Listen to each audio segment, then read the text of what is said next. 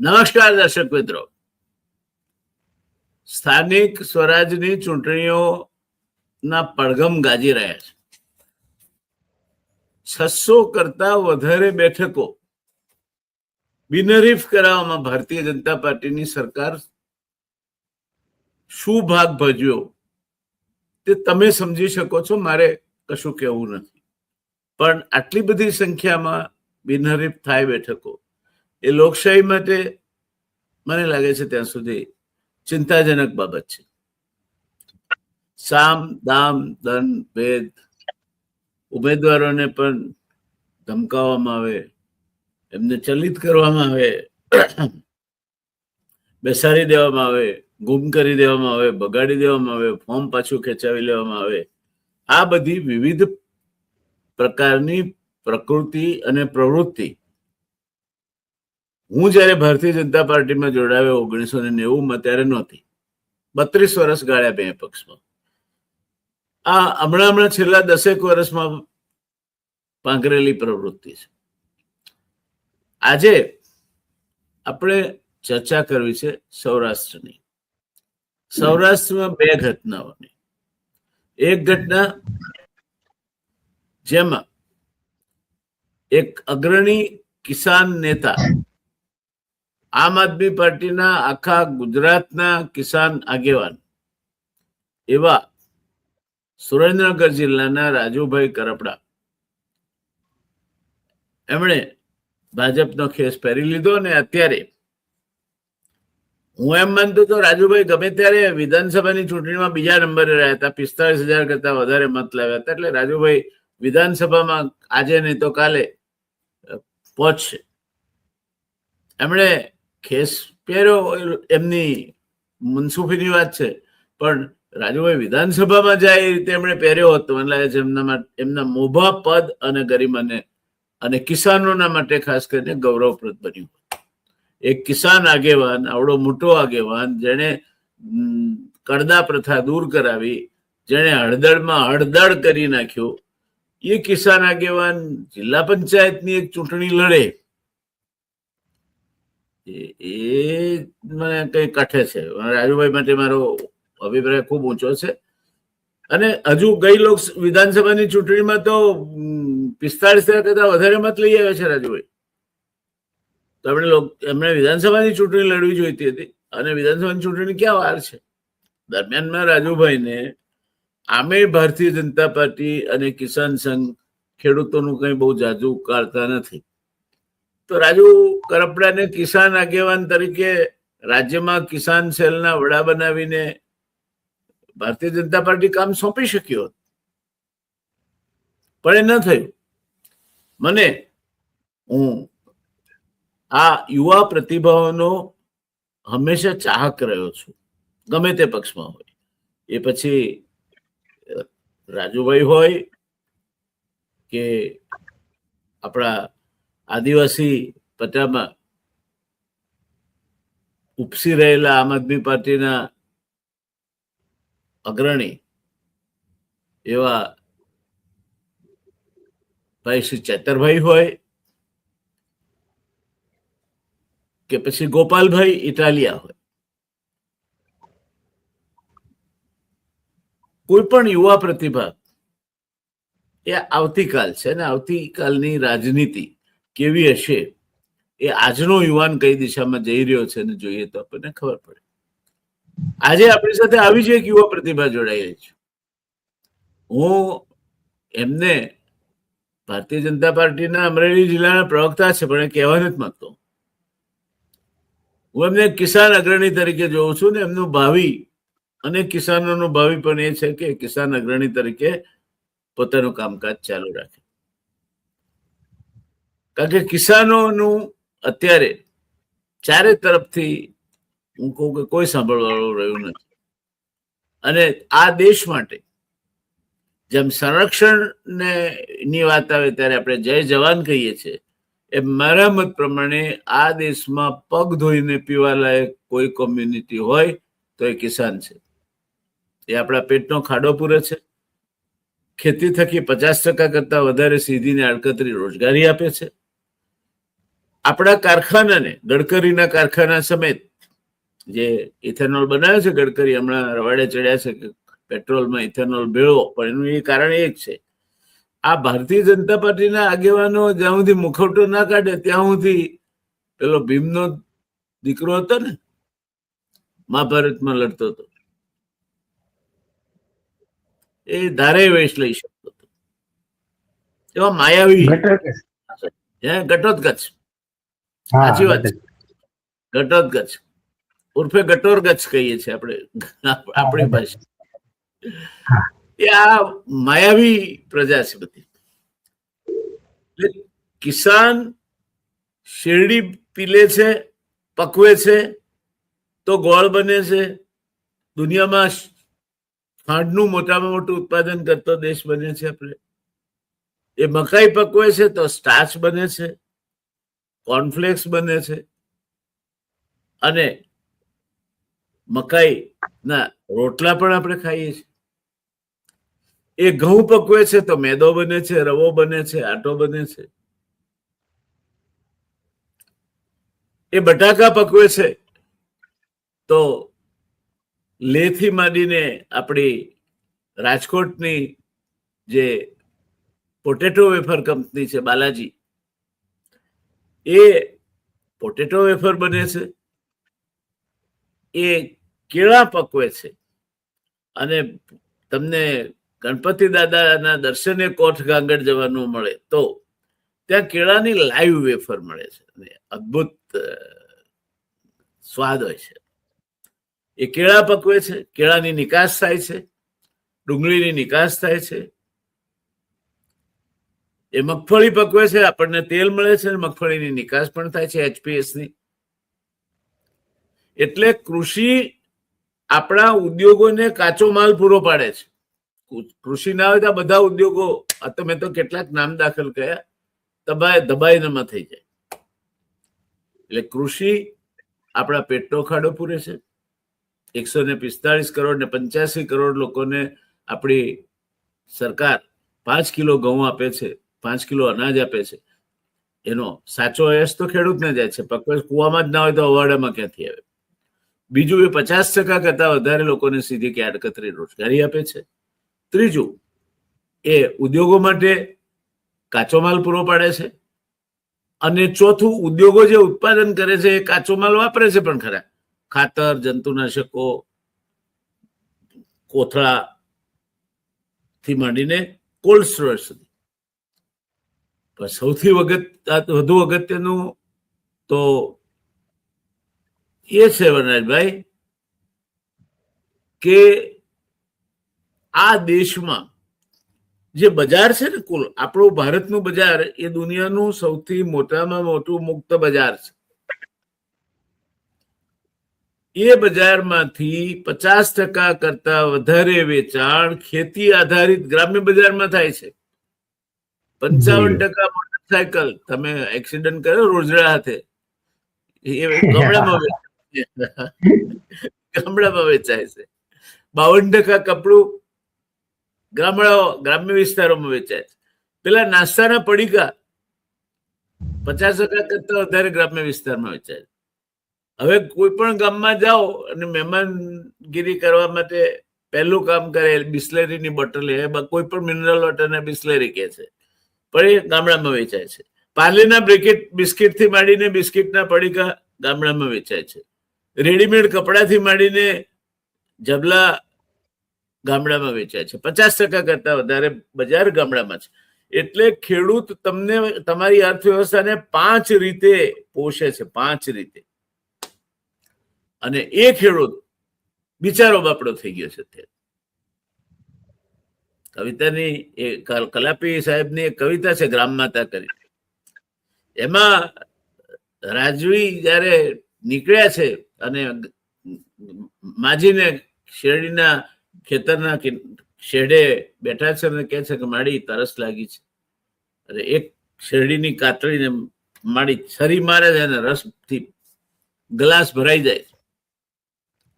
ત્યારે રાજાના મનમાં થાય છે કે આ ખેડૂત કેટલું બધું કમાય છે. તો માજી બીબી વિવેક કરે છે, ગ્લાસ ગટગટાવ્યા ગયા પછી. દુર્જનોને વિવેક પણ નહીં કરવો. આજની સરકાર ખેડૂતો માટે દુર્જન છે. માજી કે બીજું આપવું બાપુ, તો ક્યાં પછી એક પછી એક ઘા મારે છે, રસ સુકાઈ ગયો.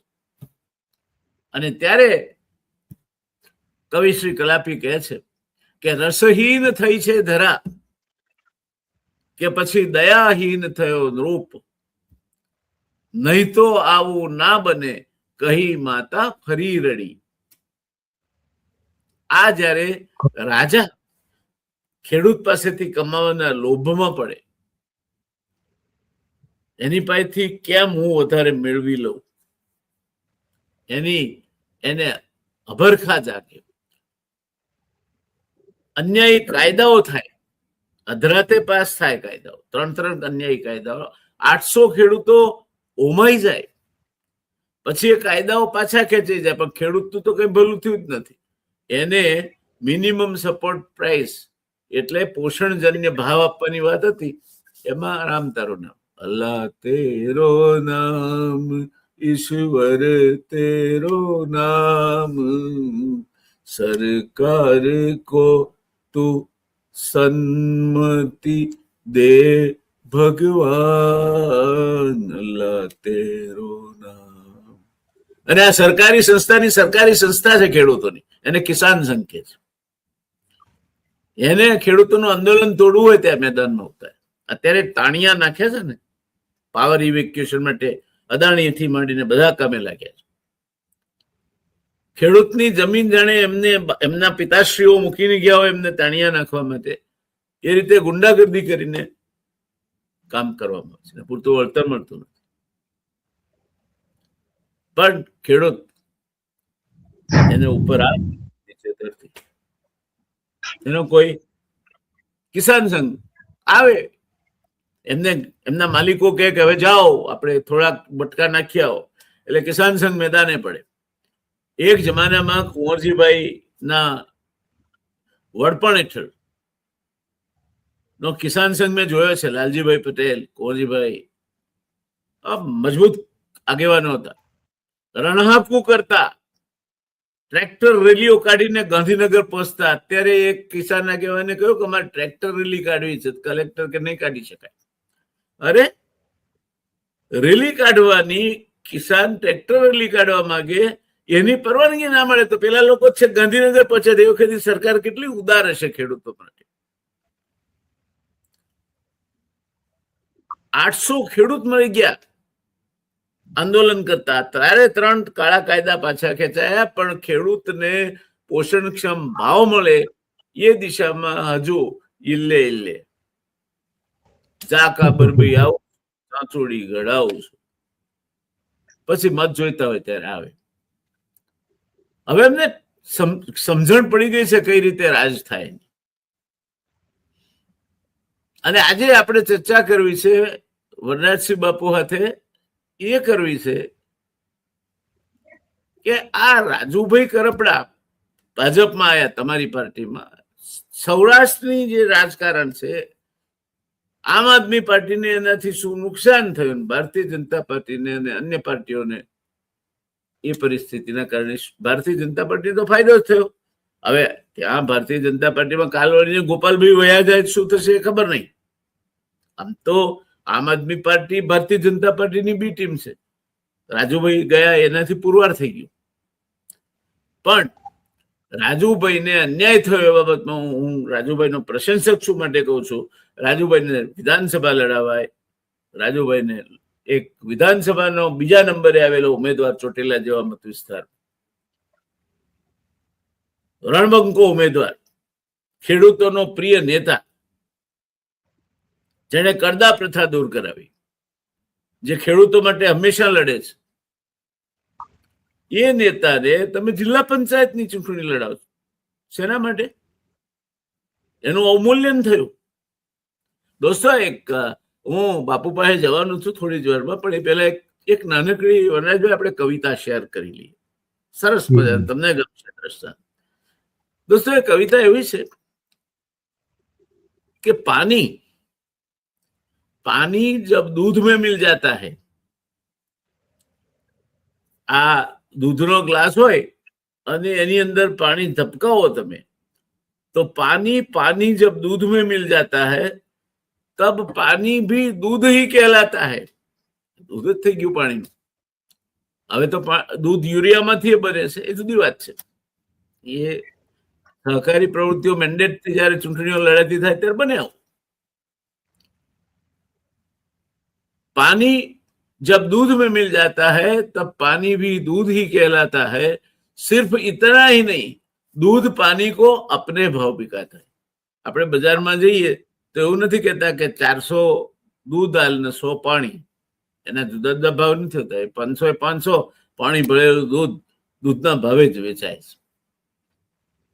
યુરિયામાંથી બનેલું દૂધ દૂધના ભાવે જ વેચાય છે. એનેલોગ પનીર, જેમાં પનીરમાં જે મહત્વની બાબત પ્રોટીન હોવી જોઈએ એ હોતી જ નથી. મોટા ભાગે રેસ્ટોરન્ટ હોટલમાં એનેલોગ પનીર વપરાય છે.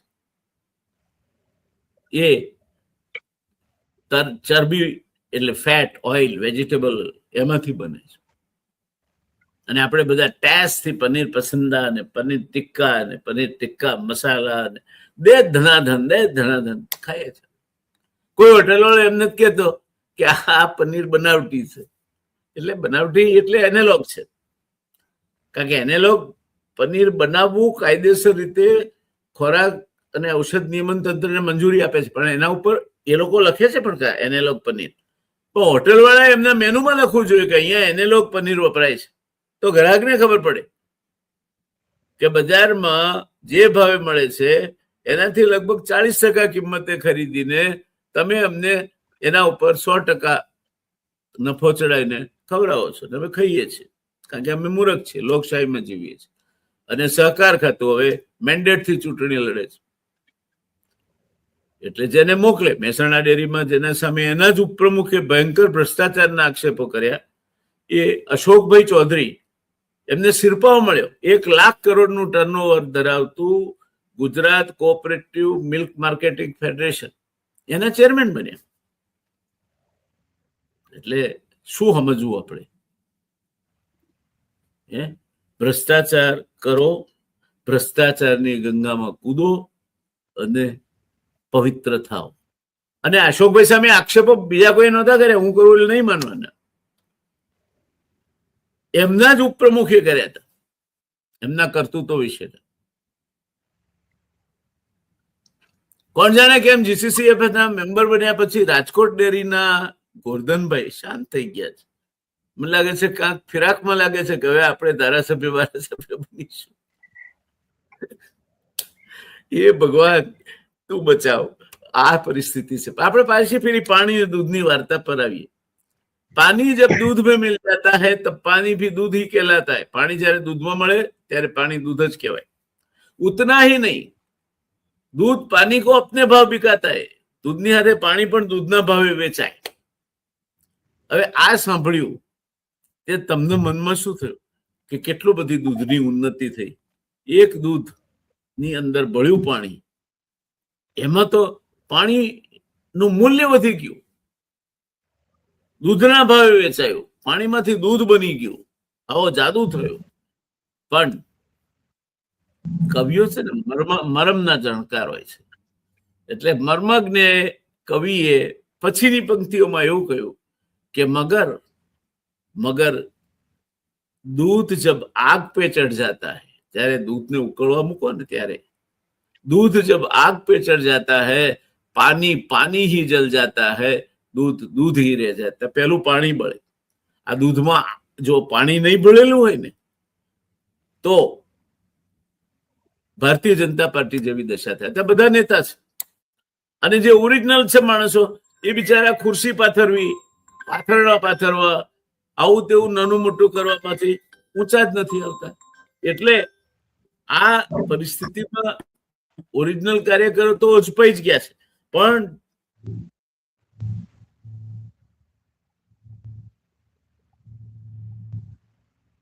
એમ અત્યારે કહી શકાય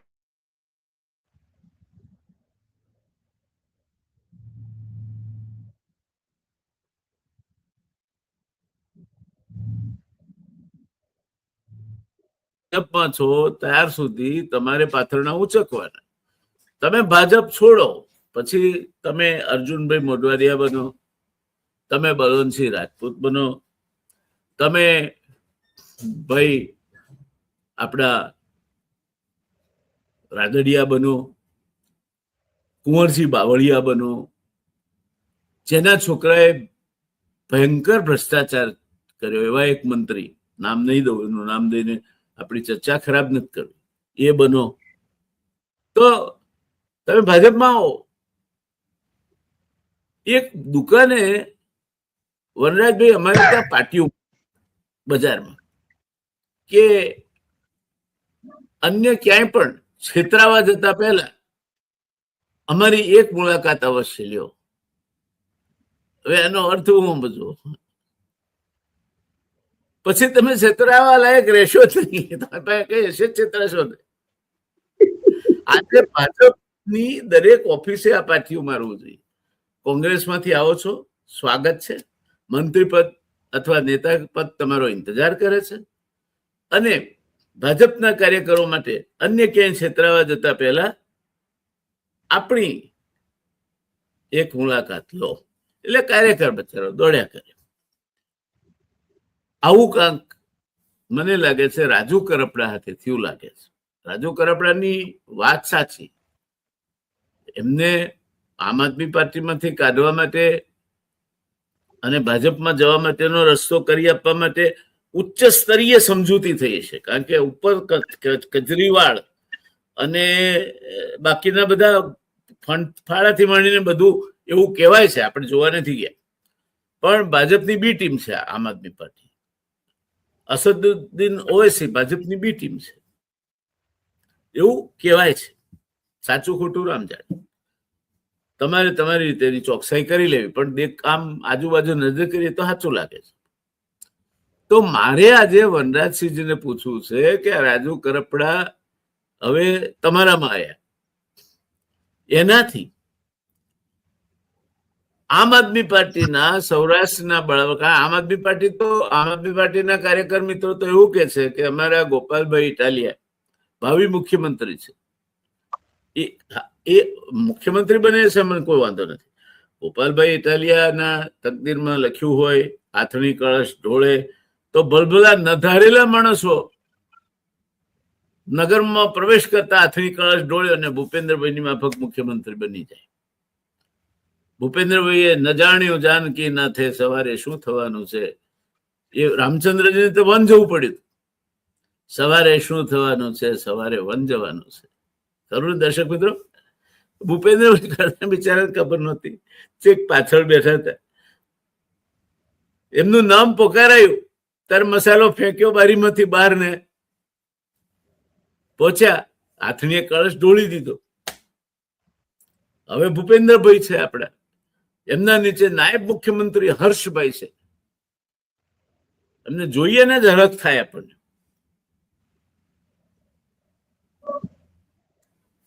એક કહેવત ગુજરાતીમાં છે વનરાજભાઈ, ઓછું પાતર, પાતર એટલે પાત્ર, ઓછું પાતર અદકું ભર્યું, છલોછલ ભર્યું, અને રાબડું ચૂત ખીચડું મળ્યું. એવી આ બંને સજ્જનોની સ્થિતિ છે. હે છલકાય છે, હે છલકાય છે, હે છલકાય છે. કાલે હું સિદ્ધપુર થી આવતો હતો, હાડા પોલીસ છે અમદાવાદ થી સિદ્ધપુર સુધી રસ્તા પર જ્યાં જુઓ ત્યાં ખાખી કપડા જ દેખાય તમને. પછી ખબર પડી કે કોઈ વીઆઈપી નો કાફલો ગુજરવાનો. અને હે કારો 17-18 ગાડીઓ આ ગઈકાલ સુધી શાક લેવા જાય તો બકાલુ વાળો એને હમે નતો જોતો, કોણ મારી નાખવાનું છે. હા હા, આખી પ્રજાને બિચારા ટ્રકો વાળાની બાજુ પર ઉભી રાખ્યા, નાના આમ કરીને અમે સમજીને ઉભા રહી ગયા બાજુ પર. કારણ કે રાજ્યસત્તા છે, પોલીસ વાળો એનો પ્રતિનિધિ છે, અને એ જયારે રાજ્ય સત્તાનું હિત જોતો હોય ત્યારે બીજી કોઈ સત્તા, પોલીસ બે જ વખત તમને ન સાંભળે. એક રાજ્ય સત્તાનું હિત જોતો હોય ત્યારે અને એક પોતાનું હિત જોતો હોય ત્યારે. બાકી પોલીસ આપણો મિત્ર છે, પોલીસ પ્રજાનો મિત્ર છે. એ બોર્ડને આ બે અપવાદો સાથે વાંચવું. એટલે 17-18 કાર શાક શાક શાક શાક શાક એમ્બ્યુલન્સ સાથે એટલું જબરદસ્ત મજા આવી ગઈ. મને તો આપણે જોવાની મજા આવી ગઈ. હવે આમને ભાઈને કોઈ દે નહીં, ભાઈને કોઈ લે નહીં, એમને કોણ મારી નાખવાનું હતું? પણ આ એમને મજા પડી ગઈ છે. અને એમને ખબર છે હવે કોંગ્રેસની તકલીફ એ હતી કે કોંગ્રેસે રાજ કર્યું, એને વિરોધ કરતા નથી આવડતો. હજુ કોંગ્રેસ અટવાયેલી છે. હું કોંગ્રેસનું સભ્ય છું, પણ લોકો એમ કે છે કે હું લાલસા ખાતર ગયો છું. મને કેવા 80 થયા મને. હવે કોંગ્રેસ મને શું આપી દેવાની? ભાજપમાં રહ્યો તો ક્યાંક ગવર્નરે બનત, થોડી ઘણી કોકની ભટાઈ કરી હોત તો. કઈ કોઈ લાલસા નથી. હા, તકદીર મને વડાપ્રધાન બનવાની તૈયારી ખરી. આપણે નીચું નહીં જોવાનું. રાજુ કરપડાની માફક વિધાનસભા લડ્યા પછી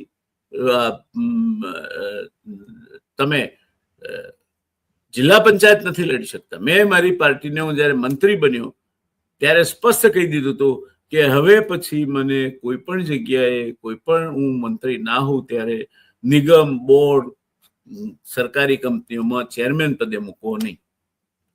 કારણ કે 3 વખત કેબિનેટ મિનિસ્ટર રહ્યા પછી તમારે ત્યાં કોઈક નાયબ મંત્રી શ્રી પધારતા હોય ને પ્રોટોકોલ ખાતર તમારે એમને લેવા જવું પડે, ઉભા થવું પડે.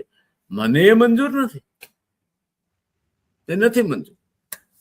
હું વ્યવહારુ છું, બેવકૂફ છું, બધું જ છું. પણ મારી માએ કહ્યું છે કે નાકના ટેરવે માખી ના બેહવા દેવી. નથી બેસવા દેવી. આ વાત હવે બાપુ તમે કહો, આ રાજુભાઈ ને તમે લઈ ગયા તે શું? રાજુભાઈએ તો ખોયું, જાણે ઇજ્જત આબરૂ બધું ખોયું. કારણ કે ગંગા પહેલા સ્વર્ગમાં હતી. બાપુ આ નાની વાત કહીને તમારી પાસે પાછો, ગંગા સ્વર્ગમાંથી અવતરી, ભગીરથે તપ કર્યું તો એને કોઈ ઝીલનાર નહોતું, એટલે શંકર ભગવાન એને જટામાં ઝીલી. પછી પેલા ભગીરથના પૂર્વજોના અસ્થિ પડ્યા તો જાય જ નહીં, એટલે એને પાછી શંકર ભગવાનને વિનંતી કરી કે બાપજી છોડો, આ ગંગાનો ફ્લો આવવા દો. એટલે એ ગંગા હિમાલયના શિખરો ઉપર પડી. ત્યાંથી વેતી વેતી વેતી ભગીરથના પૂર્વજોને ઉદ્ધાર કરતી ગંગા આગળ વધી. એમ કરતા કરતા અનેક પશુ પંખી મનુષ્યોને તૃપ્ત કરતા કરતા ગંગા સાગરમાં પડી ગઈ અને ખારી થઈ ગઈ. એટલે કવિએ છેલ્લે કહ્યું છે કે પડ્યું છે એકવાર, એ એકવાર પડ્યું ને એનો શતમુખ વિનિપાત જ નિર્મેલો, એનો 100 વખત વિનિપાત થાય. હવે અમારા ચર્ચામાં વનરાજસિંહ બાપુ છે. વનરાજ એટલે સિંહ. હવે કાં તો વનરાજ લખવું છે, કાં તો સિંહ લખવું છે. બે લખે છે, ડબલ સિંહ. હવે સિંહ પથ્થર પર બે શિલા પર તો એ સિંહાસન કહેવાય, કારણ સિંહ બેઠો છે એના ઉપર. એટલે વનરાજસિંહ તો ડબલ સિંહ છે. એટલે ખુરશી પર બે, સોફા પર બે, જ્યાં બે ત્યાં, પણ એ સિંહાસન કહેવાય. તો બાપુ આ રાજુ કરપડાને તમે લઈ ગયા, એમાં શું મોહી પડ્યા હતા તમે? કેમ લઈ ગયા? અને એના હોવાથી આમ આદમી પાર્ટીનું શું થશે અને સૌરાષ્ટ્રની રાજનીતિનું શું થશે? હવે આપ સમજાવો, હવે આપ બોલો અને હું સાંભળીશ. મારા કેટલાક દર્શક મિત્રો ને એ ખબર નથી પડતી કે હું ખાલી એન્કર નથી, હું પેનાલિસ્ટ પણ છું. એટલે હું બોલીશ, અને હું બોલીશ તો જ તમને સમજણ પડશે, નહીં તો નહીં પડે. તમારા માટે થઈને બોલું છું. મને બોલવાનો કોઈ શોખ નથી. ઘણી બધી જગ્યાએ બોલવાનું મળે છે. એમથી માંડીને દુનિયાની સારામાં સારી સંસ્થાઓમાં મેં ભાષણો આપ્યા. પણ અહીં મારો રોલ એ છે, એક વનરાજભાઈ છે. હવે એકલા જ બોલ્યા કરે તમને કંટાળો આવશે. બીજો હું છું, હું એન્કર પણ છું, નાનો માણસ છું. અમે મોટા મોટા સ્ટાફ, પેલી ભવ્ય ચેનલો હોય જેને સરકારની જાહેર ખબરો મળતી હોય ને આ મળતું હોય, અમને એવું કઈ મળતું નથી. અમે સેલ્ફ મેડ એટલે આત્મનિર્ભર છીએ. અમારી પાસે નિર્ભર રહેવા માટે આત્મા સિવાય બીજું કઈ નથી, એ સાબુત છે. એટલે મારે બોલવું પડે છે. અને મારા જે ખાસ વાલસોયા મિત્રો છે, કેટલાક મિત્રોને એમાં વાંધો પડે છે. એ જાણી જોઈને વાંધો પડે છે કે કેવા ખાતર કે છે. પણ હું એમને કહું કે મારો રોલ એન્કર તરીકેનો જ નથી, મારો રોલ પેનાલિસ્ટ તરીકેનો પણ છે. મારો રોલ તમારી સામે સમજ રજૂ કરવાનો, પૂર્વ ભૂમિકા રજૂ કરવાનો પણ છે. એટલે મારે બોલવું પડે છે અને હું બોલીશ. Over to you Narasimha ji. સાહેબ નમસ્કાર. તમે એટલી વાત કરી ને એમાં કેટલું બધું સમજાવી ગયા. તમે વાત નાની કરી અને કેટલું બધું તમે સમજાવી ગયા, પણ એ તો બધું સમજાય એના માટે જ છે. પછી તો ન સમજાય એના માટે તો કઈ આવતું નથી એમાં. જી શરૂથી જે વાત કરી ને એના જ હું તમને ઉત્તર જવાબ દેતો જાઉં છું કે તમે શરૂથી જે કિસાનોની વાત કરી, તો કિસાનોનું જે તમે કીધું કે કિસાનોને આવું તેવું, બરોબર. હવે કિસાનોને ટૂંક સમયમાં આપણે મે મહિનામાં કે પછી આગળ જતા જૂન મહિનામાં અથવા વાવણી થશે ને એટલે માંડવીના સિંગના બિયારણ માટે 2500 રૂપિયાનું મણ બિયારણ લેવાનું.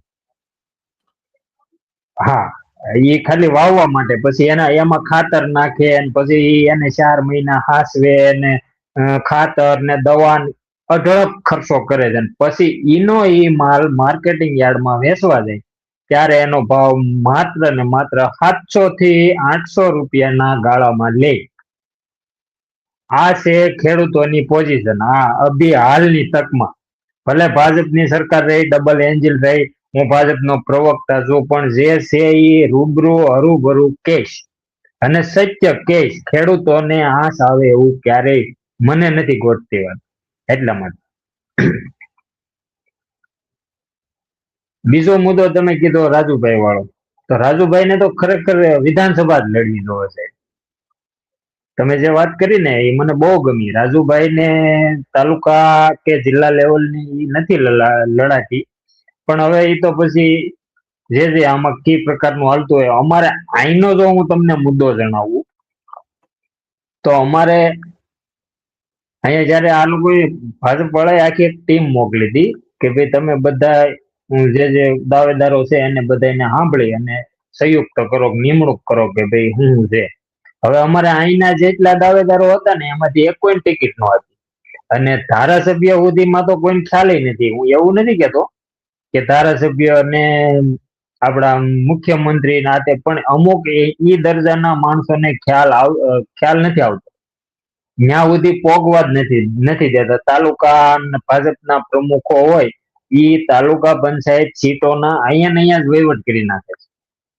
એટલે આ જે ભાજપનો જે પાયો ગણાય ને પાયો અટાણે સમય જતા, અટાણે નહીં પણ સમય જતા વિખેર ખાવો હોય તો બની શકે. તમારા માધ્યમથી હું છે ને આગળ ભાજપના લોકો કોઈ એવા હોય ને મંત્રી પદના, તો એને હું પોગાડવા માંગુ છું કે આમાં તમે થોડું ધ્યાન દોરજો.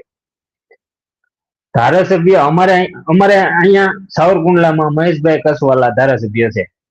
મહેશભાઈ અહીંના મૂળ તો આમ તો અહીંના જ, એના દાદાની, પણ એ તો પછી વર્ષો અમદાવાદ રહેતા હતા. એમાંથી એમને ત્યાંથી ટિકિટ મળે, એ અહીંયા આવી આવ્યા, બરોબર. એટલે હજી સાવરો કરે છે, શનિ રવિ જાય, બાકી 6 દિવસ અહીંયા સાવરકુંડલામાં રહે. અને એનું કામ પણ બહુ સારું છે, એવું નથી. મહેશભાઈ ને તો ખ્યાલ ન હોય કે ભાઈ કયા ગામમાં કોનો પ્રભાવ પડે છે અને પ્રભુ કોના કહેવાથી શું થાય છે, એ મહેશભાઈ ને નો ખ્યાલ હોય. કારણ કે મહેશભાઈ અમદાવાદ થી આવ્યા છે સીધા અહીંયા ધારાસભ્ય બન્યા પછી. કાયમિક માટે સ્થાનિક હોય ને એમને ખ્યાલ હોય કે કયા એરિયામાં કયા ગામમાં કોનો પ્રભાવ પડે છે, તો આપણે એનું માન સન્માન જાળવવું જોવે. હું મારા જ વિસ્તારમાં હવે તમને કહું ને તો અટાણે ભાજપ, કોંગ્રેસ ને આમ આદમી પાર્ટી ત્રણેય બળ કરે છે ને. તો જે મેં તમને કીધું ને મુદ્દો કે બની બેઠેલા તાલુકા પ્રમુખના હિસાબે અમે અપક્ષ લડીએ છીએ અને લીડ થી જીતીએ છીએ, અને અમે પ્રસાર નથી કરતા, વગર પ્રસારે.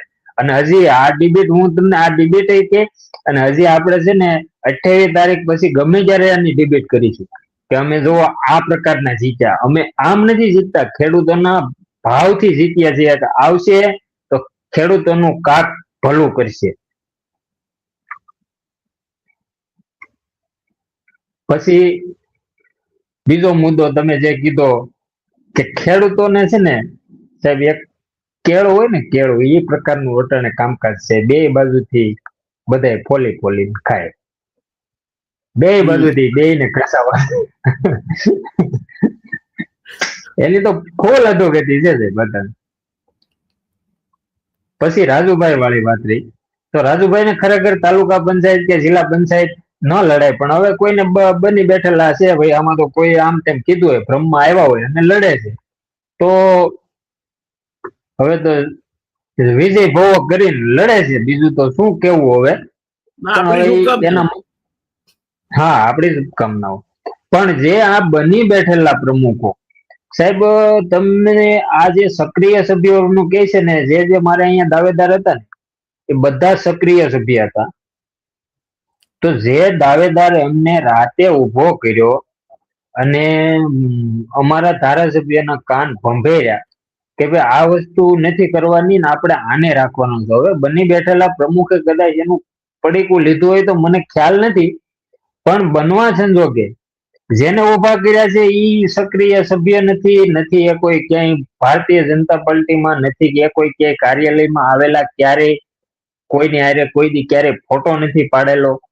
એવા બની બેઠેલા તાલુકા ભાજપના પ્રમુખો એવા માણસોને લઈને વયા હોય ત્યારે આપણને થોડુંક નિરાશ જેવું થાય. મને નહીં, પણ હરેક બીજા કાર્યકર્તાઓને, કારણ કે 20-20 વર્ષથી સાહેબ સક્રિય કાર્યકર્તા હોય, સક્રિય. અને આમ ભારતીય જનતા પાર્ટી શું કહે છે કે હરેક મોકો આપવાનો છે સક્રિય કાર્યકર્તા હોય એને. એટલે ક્યાંક ને ક્યાંક તો ભાજપનો પાયો આ બાજુથી તૂટે તો છે જ, જેમ બીજા હાંધે છે હજી પાયેથી. અને ભાજપની સરકારને હવે એમ થઈ ગયું છે કે આપણે ઠેઠ લીગી આપણે છીએ, ભલે છે જ, ધારાસભ્યથી માંડીને સાંસદ સભ્ય, આપણે મુખ્યમંત્રી નરેન્દ્રભાઈ મોદી બધા હારા જ છે, આપણે એવું નથી કહેતા ખરાબ, અને ઘણું બધું કામ કરે છે. પણ જે બની બેઠેલા પ્રમુખો છે કે એમના મનમાં કાંઈ બી ઝેર રેડાતું હોય, એ એવા પાયા ઉભા કરે છે, એક તીરે બે નિશાન મારવા જાય છે, બે નિશાન કરે આવે, આવું થાય છે. બરાબર, બધે આવું છે. અમારા ત્યાં ઉત્તર ગુજરાતમાં પણ પરિસ્થિતિ આવી જ છે. સિદ્ધપુર હું ગઈકાલે જ જઈને આવ્યો. નગરપાલિકા, તાલુકા પંચાયત, જિલ્લા પંચાયત પાટણ જિલ્લામાં જ્યાં જ્યાં લડાય છે ત્યાં ભારતીય જનતા પાર્ટી અંદર એકબીજા હાથે લડે છે. ચૂંટણી બીજાઓ પછી લડે છે, અને ઉમેદવારો એવા પસંદ કરી લાવે છે કે કાં તો ભ્રષ્ટાચારમાં સંડોવાય. અને એમનું ગણિત સમજવા જેવું છે બાપુ, કે કઈ ટર્મમાં સભ્ય હોય ને ભ્રષ્ટાચારી હોય, ખોટા કામ કર્યા હોય, આખો મલક જાણતો હોય કે આ 1 નંબરનો બદમાશ માણસ છે, તો એની ટિકિટ નહીં આપી. સારું કર્યું, બરાબર. આટલા સુધી વાર્તા કહું ત્યાં સુધી પેલું દૂધ પાણીની વાત થઈ, સારું કર્યું. પણ એની પત્નીને ટિકિટ આપો શું થાય? એને નહીં આપી અને એની પત્નીને ટિકિટ આપો તમે. પછી આપણે કહેવાનું કે વાહ વાહ ક્યા બાત હૈ, વાહ વાહ ક્યા બાત હૈ. પ્રતિનિધિ તરીકે તો એ જ કામ કરવાનું. પ્રજાહિતમાં કોઈ પણ પાર્ટી આવું કરે તે ન ચાલે. જી આગળ વધો. એટલે ભારતીય જનતા પાર્ટીના કાર્યકર્તાઓ આ વખતે જે જગદીશભાઈ વિશ્વકર્માએ જે આ યોજના બનાવી હતી ને, કે હરેક જગ્યાએ જઈને બધાને સાંભળવામાં આવશે ને આવું થાય છે, એમાં હરેક વોર્ડ વાઇઝ 10-12 ફોર્મ ભરાણા હતા. અને જે ફોર્મ ભર્યા હતા અને ત્યારે એમાંથી કોઈ બી એકના, એટલે નારાજગી તો સાહેબ હરેક ને લાગે જ કે ભાઈ ફોર્મ ભર્યું હોય અને ના આપે ટિકિટ, એટલે નારાજગી તો થાય જ છે. આ ફોર્મ ભરાયું એટલે એને અપેક્ષા વધે. હા, અપેક્ષા વધી. અને જેને ફોર્મ ભરાયું છે ને એને નથી ટિકિટ મળે, એ લોકો પાછા ભાજપનું, ભલે ભાજપનું પ્રસાર ન કરે તો પણ ભાજપમાંથી આમ હાવ એવા નિરાશ થઈને બેઠા હોય ને કે ઓલી મરેલ ઘોનો પડી હોય છે એની જેમ બેઠા હોય. ક્યારેક આપણે જોઈએ ને, ભલે હું તો ભાજપનો પ્રવક્તા છું, પણ જે છે એ હાચું કઉ છું કે આ જે ભૂલ છે ને, એ ભૂલ ભાજપને નડશે આ વખતે, નહીં તો આવનારી વિધાનસભામાં નડશે. કોઈ પણ પાર્ટીને, આપણે ભારતીય જનતા પાર્ટીને એકલી શું કહે, કોઈ પણ પાર્ટીને નડે. હા, એવા બધા આવું કર્યું છે કે પેલા ગામનો ઉતાર હોય એને પતિને ટિકિટ નહીં આપીને પત્નીને આપો તો માલ તો એનો એ જ રહ્યો, લેબલ એનું એ રહ્યું. એવું એવું એવું આ એવું છે. વિશ્વકર્મા સાહેબ નું તમારા મને એક સમજાતું નથી. અમારા ઉત્તર ગુજરાતમાં એ જ્યાં જ્યાં જવાના હતા, પાલનપુર, સિદ્ધપુર, આમ તો માંડ 200-300 માણસો એમને સાંભળવા આવે, એટલે કઈ બહુ મોટી સંખ્યા હોય તો જુદી વાત છે. એમાંથી 5-6 માણસના ખિસ્સા કપાયા છે બે જગ્યાએ, 5-6 માણસના મોબાઈલ ચોરાઈ ગયા. હવે ભારતીય જનતા પાર્ટીના પ્રદેશના પ્રમુખ એટલે મુખ્યમંત્રીના સમકક્ષ હોદ્દો થયો. હું તો કહું છું સંગઠનની દ્રષ્ટિએ તો મુખ્યમંત્રી કરતા પણ ઉપરનો હોદ્દો થયો. એને 300 માણસોનો એક સભા હોય, એમાં 6 માણસોના ખિસ્સા કપાય, મોબાઈલ ચોરાઈ જાય, અને એક જગ્યાએ તો સ્ટેજ ઉપર કોકે ચડી જઈને ભાજપના આગેવાનને 2 ફડાકા ઝીકી દીધા. હવે આ કઈ જાતના પ્રમુખ સૌને સમજાતું નથી. આમ તો વિશ્વકર્મા એટલે આખા વિશ્વનું સર્જન કરવા વાળા ભગવાન વિશ્વકર્માજી, જેમના આરાધ્ય દેવ છે, એવા એમનું પંચાલ પહેલા અટક લખતા હતા, પણ હવે વિશ્વકર્મા લખે છે, કારણ કે ભારતીય જનતાની સાથે એમનો પણ વ્યાપ વધે, સ્વાભાવિક છે.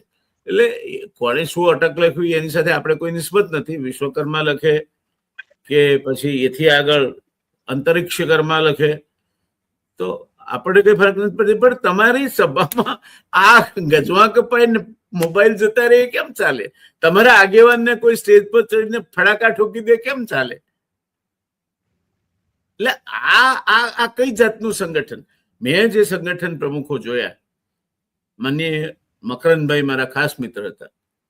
મકરંદભાઈ થી શરૂ કરીને કેશુભાઈ, વજુભાઈ વાળા, રાજેન્દ્રસિંહજી, પુરુષોત્તમભાઈ રૂપાળા, એક ગજાના પ્રમુખો હતા. આ વિશ્વકર્મા સાહેબ ને હું હજુ સમજી શક્યો નથી. એ વિશ્વકર્માના બદલે ગુજરાત કર્મા બને ને તો મને લાગે છે કે કંઈક અમારા જેવા નાના માણસને સમજણ પડે કે ના ભાઈ, આ આપણા ગુજરાત ભાજપના વડા છે. આ તો વિશ્વ કાલ ઉઠીને અંતરિક્ષ કર્મા લખશે. એટલે આ વાત સાચી છે. એમને પાટીલ સાહેબની સાઈડ કાપી છે, પણ ક્રોસિંગ કરીને આમ વ્યવસ્થિત રીતે લેબલમાં હાલીને નથી કાપી, ક્રોસિંગ કરીને કાપી છે. તો એ અટાણે આ સમયમાં એ નથી ભેગું થાય એમ, કારણ કે અટાણે હરેક માણસ જાગૃત થઈ ગયેલો છે. ચંદ્રકાંતભાઈ પાટીલને એક વગ છે, વજન છે, આવડત છે, બધું જ છે. ચંદ્રકાંતભાઈ પાટીલની સાઈડ કાપવા માંગતા હોઈએ તો એમાં અકસ્માત થવાના ભયો ખૂબ રહેલા છે. પણ વિશ્વકર્મા છે. એટલે આમાં એવું છે કે અમારે ત્યાં ઉત્તર ગુજરાતમાં એક કહેવત ચાલે છે કે દેડકીએ દારૂ પીધો. હર્ષભાઈ ના વહીવટમાં દારૂ મળતો નથી એવું તો છે જ નહીં. એ તો હોમ ડિલિવરી થઈ શકે છે. અમદાવાદમાં તો અમુક રોડ ઉપર અમુક વાન ઉભી રહે, દરેક બ્રાન્ડનો એમાં અંદર માલ હોય અને મળે છે. થાય, આપણે નિયમે કોઈ વાંધો નથી. આપણે પીવો હોય તો પીવો, ના પીવો ના પીવો. જે પીતા હોય એમને કેવું કે તમને મુબારક. પણ કહેવત એવી છે કે દેડકી દારૂ પી ગઈ, દેડકી દારૂ પી ગઈ બાપુ. અને પછી તમારે સૌરાષ્ટ્રમાં આવી દરિયા કિનારે પહોંચી, સમજ્યા કર્યા વગર કે હવે દરિયો પી જાઉં. તું દારૂ પી ગઈ, હવે દરિયો. એમ ચંદ્રકાંતભાઈ પાટીલ એને હું વર્ષોથી ઓળખું છું, એમના માટે આદર ધરાવું છું. એમને શું કરવા તમારે સાઈડ કાપી છે ભાઈ? અને તે લર્નિંગ લાયસન્સ ઉપર છો તમે, હજુ પાછળ એલ લાગે છે. હા, તો ચંદ્રકાંતભાઈ શું, તમે એનું માર્ગદર્શન લો, એની સાથે રહીને ચાલો. પણ આ નેતાઓની તકલીફ એ છે ભાજપમાં કે સાઈડો કાપવાના ધંધામાં બહુ જલ્દી લાગી જાય છે. કાલ સુધી ગામમાં 4 આનાનું બકાલું કોઈ ઉધાર આપતું ના હોય, એ એકાએક નેતા થઈ જાય એટલે મંડસ લાંબા લાંબા જબ્બા પહેરીને ફરવાનું, કલેક્ટર કચેરી, ડીડીઓ ને એનાથી નીચે ક્યાંય જવાનું નહીં ને. માય ગુડનેસ, પીએસઆઈ બોલાવે તો જેના કપડા ભીના થઈ જતા હતા એને ડીજી સલામ કરે શું થાય? આ દેડકી દારૂ પી ગઈ નો દાખલો આ છે કે દેડકી દારૂ પી ગઈ પછી સૌરાષ્ટ્રમાં ફરવા નીકળી, વનરાજભાઈ ના ત્યાં બધે મળી આવું કે દરિયાકાંઠે પહોંચી. તો દરિયાકાંઠે પહોંચીને કોઈ કીધું આ તો દરિયો છે. અરે કે દરિયો બરિયો એના ઘેર રહ્યો કે હવે દરિયો પીજો કે. એટલે આ દેડકી દારૂ પી ગઈ કે હવે દરિયો પીજો. એવી દેડકીઓ દરિયો પીવા અત્યારે મેદાનમાં પડી છે. વિશ્વકર્મા ભાઈને ભગવાન સદબુદ્ધિ આપે અને ભારતીય જનતા પાર્ટીના હિતમાં જે કંઈ કરતા હશે સારું જ કરતા હશે. એક તો એમણે અટક બદલીને એ બહુ ખતરનાક કામ કર્યું છે. મારા જેવા સામાન્ય માણસને તો ઉચ્ચાર કરવામાં પણ તકલીફ પડે. પંચાલ શું ખોટી અટક હતી? હું મારી અટક વ્યાસ લખું છું, એના બદલે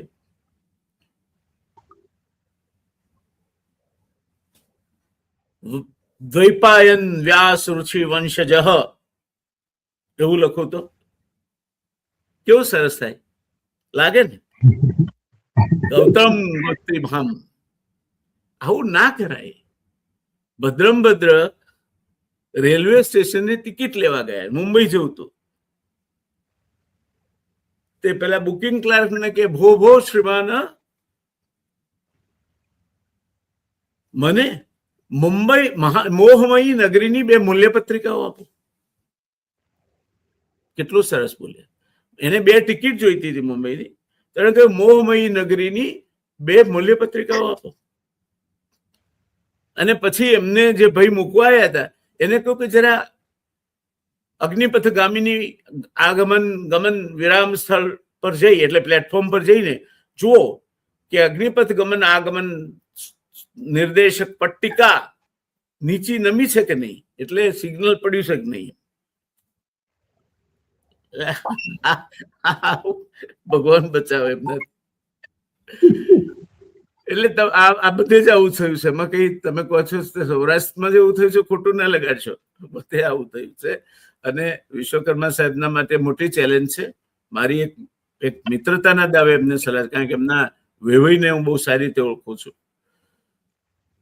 એક સલાહ છે કે ચંદ્રકાંતભાઈ પાટીલની સાઈડ ન કપાય. ચંદ્રકાંતભાઈ પાટીલને તમે સાઈડ કાપો છો એવો સિગ્નલ જાય, એ તમારા માટે તો નુકસાનકારક છે જ.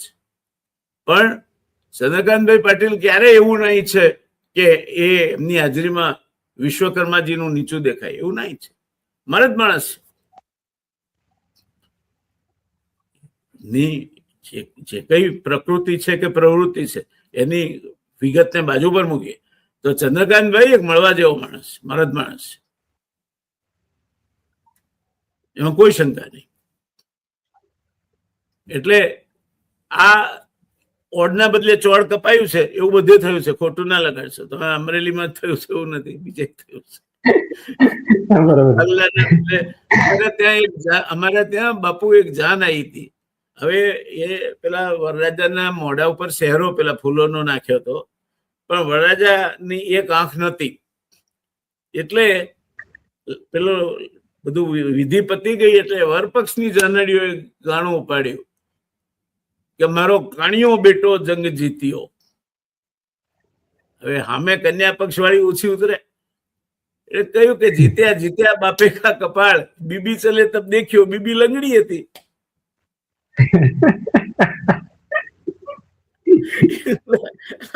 આ ભાજપમાં દેડકી દારૂ પી ગઈ છે અને કાણિયો બેટો જંગ જીત્યો વાળું ચાલે છે અત્યારે. શારીરિક ક્ષતિ ઉપર કોમેન્ટ ના કરાય. દિવ્યાંગ વ્યક્તિ હોય, દયાને પત્ર હોય, હંમેશા અનુકંપાને પત્ર હોય, લાગણીને પત્ર હોય. પણ આ રૂઢપ્રયોગો છે બધા. તો એક વાત જોડી અને પછી આપણી વાતને વિરામ આપીશું. આપે ખેડૂતની ચિંતા કરી, આપ આગેવાન છો, ખેડૂતોમાં કામ કરો છો. સાહેબ, ગઈ સાલ યુરિયાની તંગી પડી હતી. આ સાલ ખાડી યુદ્ધના કારણે 80 લાખ ટન જેટલી યુરિયાની તંગી આ દેશમાં પડશે. એનો તોડ શોધી કાઢશો. લિક્વિડ યુરિયા વાપરવું, હા, લિક્વિડ યુરિયા વાપરવું, ડીએપી કે બીજું ખાતર લઈને એની અંદર મિશ્રણ કરીને વાપરવું, શું કરવું? એ જરા શોધી કાઢજો. યુરિયાની મોટી તંગી પડવાની છે ખેડૂત, અને એ તો ચોમાસામાં જરૂર પડશે પહેલી જ. જી જી એટલે પહેલા ખેતી જરૂર પડશે. નિષ્ણાતોનો એવો અંદાજ છે કે આના કારણે લગભગ 5 થી 7% ચોમાસું ઉત્પાદન ઘટી શકે છે. એટલે જી બની શકે ખેડૂતના એમાં 100%. ખેડૂતના ગજવા પર કાતર ફરવાની આ એક દિશા છે. એટલે અત્યારથી પ્રવૃત્ત થઈ જાજો. જે સહકારી મંડળી, સેવા સહકારી મંડળી તમારું ખાતરનું વિતરણ કરતી હોય એને તમારી જરૂરિયાત પ્રમાણે મેળવી અને ભલે 2 મિનિટ સ્ટોક કરી રાખે. ડિવિડન્ડ હા બરોબર 10 રૂપિયા ઓછું આપશે તો ચાલશે, પણ યુરિયા નહીં હોય તો નહીં ચાલે. બરોબર. એ એક એ તમે ધ્યાન દોર્યું એ બદલ આભાર. ના ના, એ સારી વાત કરી તમે બહુ, અને ખેડૂતોના હિતમાં વાત થઈ ને. એને તો લેવાનું શું અત્યારે તો ચૂંટણી જંગમાં રણે ચડ્યો રજપૂત, એટલે એને છેડાય નહીં. બરાબર. જે ધ્યેય લઈને નીકળ્યા છો એમાં અમારી શુભકામનાઓ, અને મળતા રહીશું આપણે. આપણો રિશ્તો તો આ ચર્ચાઓ તો ચાલ્યા જ કરવાની. મળીશું. આવજો. ભલે. ધન્યવાદ. જય નાથ. મજા આવી, ખૂબ મજા આવી.